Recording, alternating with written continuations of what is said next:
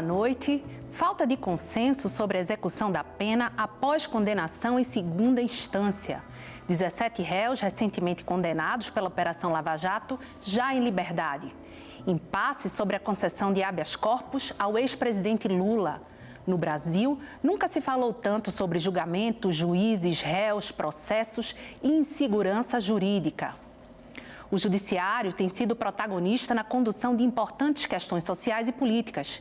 E, por isso mesmo, previsibilidade, estabilidade e a garantia de que não se julga ao gosto do freguês, ou seja, de acordo com a vontade de quem julga ou em função daquele que é julgado, passaram a ser questões mais importantes do que nunca. O programa desta noite vai tratar sobre insegurança jurídica.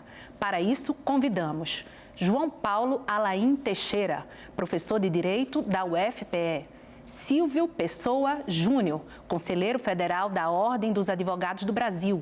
E Paulo Roberto de Oliveira Lima, desembargador federal do Tribunal Regional Federal da 5ª Região. Para você enviar as perguntas ou a sua opinião, anote aí o número do WhatsApp, 819-8830-7098. Este programa também está sendo exibido em tempo real pela internet no endereço ufpe.br/NTVRU. Boa noite, sejam muito bem-vindos. Muito obrigada por terem aceito o nosso convite para estarem aqui hoje à noite conosco na Opinião. E eu gostaria de começar com o senhor, desembargador Paulo Roberto. A segurança jurídica no Brasil hoje. Boa noite. Segurança jurídica, ela tem níveis. Em todos os países, não é só no Brasil, há um nível mais alto ou um nível menos alto de segurança jurídica.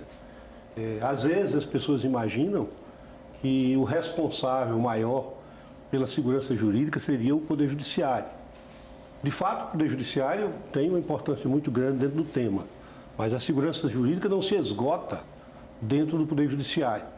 Por exemplo, o Poder Legislativo talvez seja maior responsável pela segurança jurídica do que o próprio Judiciário. No momento em que o sistema jurídico muda, há uma alteração significativa das regras do jogo. É muito comum se dizer, por exemplo, que as grandes empresas não investem no Brasil porque no Brasil não há uma segurança jurídica. De fato, isso ocorre, mas quando se trata dessa insegurança, a partir de, por exemplo,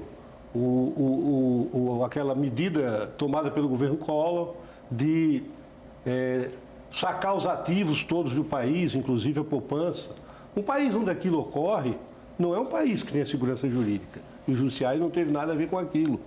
Quando o legislativo muda, por exemplo, toda a legislação trabalhista, eu não estou dizendo que ele agiu bem ou agiu mal, mas é uma guinada muito grande na estabilidade. O empresário que quer investir no país, ele quer ter segurança das regras.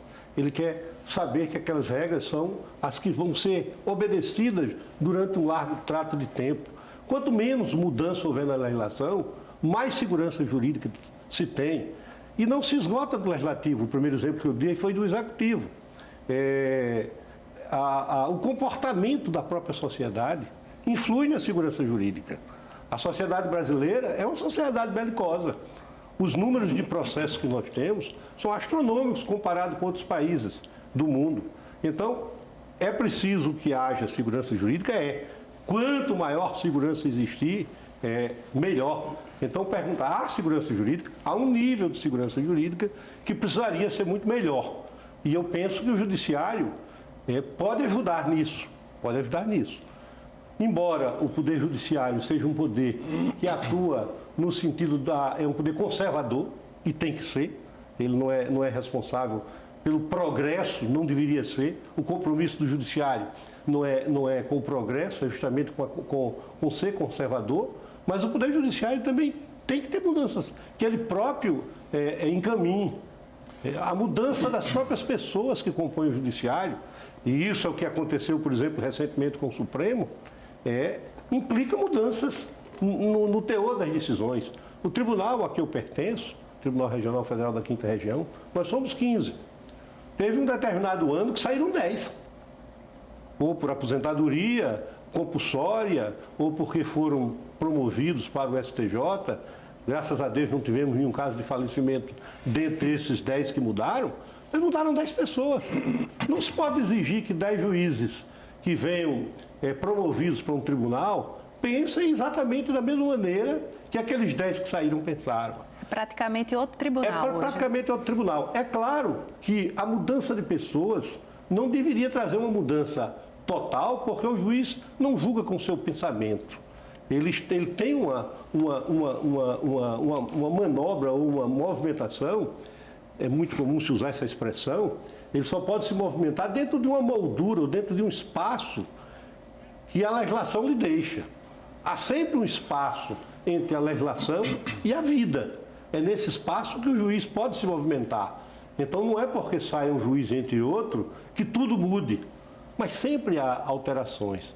Porque só quem conhece a vida da aplicação do direito nota que há detalhes que se submetem à apreciação do julgador e até à sua formação, à sua posição política, enfim, respondendo a um nível de segurança que deveria ser maior e que isso é uma conquista que se faz aos poucos. A gente vai voltar a falar o papel da sociedade, o papel, enfim, das outras instituições. Agora, professor João Paulo, hoje se discute no Brasil, é uma discussão que está aí pegando fogo, se a pena deve ser cumprida após condenação em segunda instância, né? Tem os garantistas e os que eles chamam de punitivistas.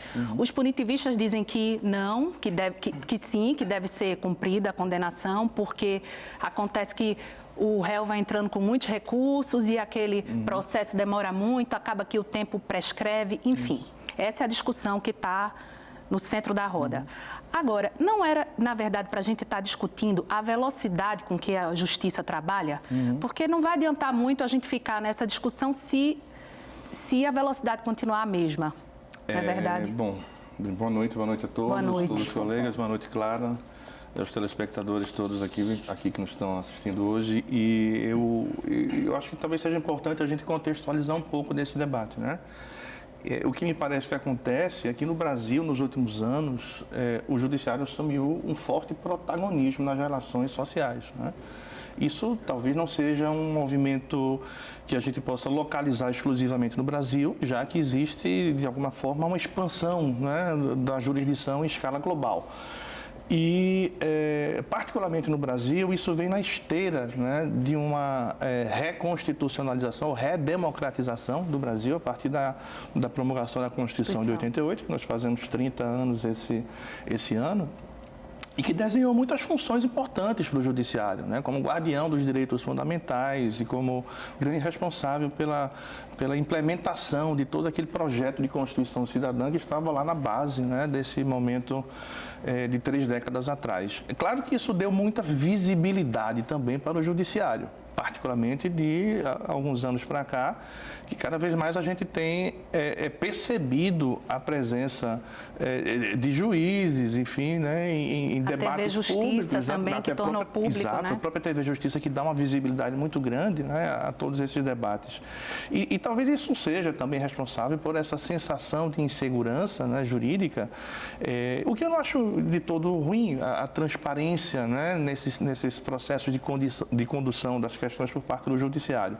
Especificamente sobre o tema que você perguntou, sobre a questão do debate entre punitivistas e garantistas, eu tenho também uma visão muito peculiar, não sei se os colegas concordam, enfim, ou se eles partilham dessa mesma ideia, mas eu acho que, de fato, no Brasil há algumas pessoas que dizem que o sistema recursal é muito complexo e que favorece bastante o réu, que quase não há possibilidade de responsabilização efetiva daqueles que praticam, né, atos ofensivos à ordem jurídica, né, por conta dessas múltiplas possibilidades de recurso, etc. Né? Então, por isso a pergunta se adianta a gente discutir isso, se a gente não discute a velocidade em que as coisas funcionam. Mas a questão que parece que está por trás de tudo isso é que isso não pode ser assumido, isso não pode ser conduzido diretamente pelo judiciário, né? Não é o judiciário a quem cabe decidir o perfil legislativo, né?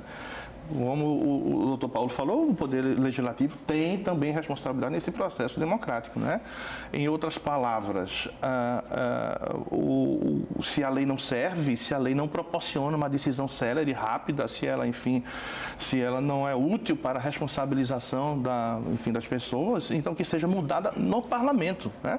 Eu acho que o que não pode é o judiciário, enfim, com as suas múltiplas formas de pensar, enfim, é um órgão imenso, uma estrutura imensa de poder, com vários, né, juízes, instâncias de decisão, etc., começarem a decidir de acordo com aquilo que acham certo, né, correto para o caso concreto, porque isso não é partilhado por todos, né? Então, quando você procura o judiciário, imagino que o que você procura é não a opinião pessoal do juiz, né, mas aquilo que é efetivamente estabelecido pelo direito, pela estrutura, né, do ordenamento jurídico, enfim, de acordo com as regras hermenêuticas, enfim, né? Agora, Silvio, o senhor acha, boa noite, que o fato da Operação Lava Jato ter utilizado da questão das delações premiadas, que foi um tema muito falado, né, da condução coercitiva, isso também ajudou ou não para causar essa sensação, pelo menos, de instabilidade? Boa noite, João Paulo. Boa noite, desembargador, Paulo Roberto. Na verdade, toda vez que você insere no ordenamento jurídico, é o caso do brasileiro, instrumentos ou categorias jurídicas que são importados de outros ordenamentos, como é o caso da delação premiada, que é largamente utilizado em diversas democracias, né? Os Estados Unidos, sobretudo, utiliza isso há muitos anos. Evidentemente que isso cria debates, discussões que inevitavelmente desaguam no judiciário e, nesse aspecto, criam uma certa insegurança jurídica. Mas, no que diz respeito à delação premiada, eu acho que ela já caminha, já tem um contorno de validade e de eficácia bem definido no nosso ordenamento jurídico, né? Com a ajuda, inclusive, de várias decisões que o Supremo Tribunal já deu. De maneira que há sempre esse trauma, digamos assim, porque chegou o novo, mas acho que nesse particular não foi uma coisa que trouxe muito questionamento, não. E a condução coercitiva, mesmo sem a pessoa que vai ser interrogada se negar a prestar o depoimento? Isso que o Supremo também. O Supremo acabou de pacificar que não pode, né? Que a condução coercitiva é inconstitucional porque colide com o direito de não produzir prova contra si próprio, o direito de ficar calado, para usar a linguagem mesmo. Então, essa sim é uma decisão tipicamente que traz segurança jurídica, porque eu creio que não vai acontecer como aconteceu com a execução da pena, que antes não podia, depois pôde, depois não podia, hoje pode, e se for posto provavelmente em julgamento, não vai mais poder, por 6-5 contra. Então, realmente, nossa esperança é que alguns institutos como esse, delação premiada, condução coercitiva, realmente tenham sido pacificados pelo Supremo Tribunal Federal, né? Desembargador Paulo Roberto, a justiça está muito mediatizada, juiz dando opinião pelo Twitter, magistrado sendo celebridade, isso não vai de encontro à LOMAN, que é a lei justamente que coloca o que pode e o que não pode dentro da magistratura? Eu penso 2 minutos para a gente responder. Quantos minutos? 2 minutos. É praticamente impossível responder em 2 minutos a sua provocação. Na verdade, eu penso que todo bom juiz é discreto. Você não sabe com que resistência eu vim a esse programa. Dificilmente as pessoas, até, embora eu esteja 17 anos em Recife, me identificam como juiz. Se eu não estiver no tribunal, eu vou estar vestido com uma camiseta, uma bermuda. Se sou parado numa blitz, jamais me identifico como juiz e procuro ser o mais discreto possível.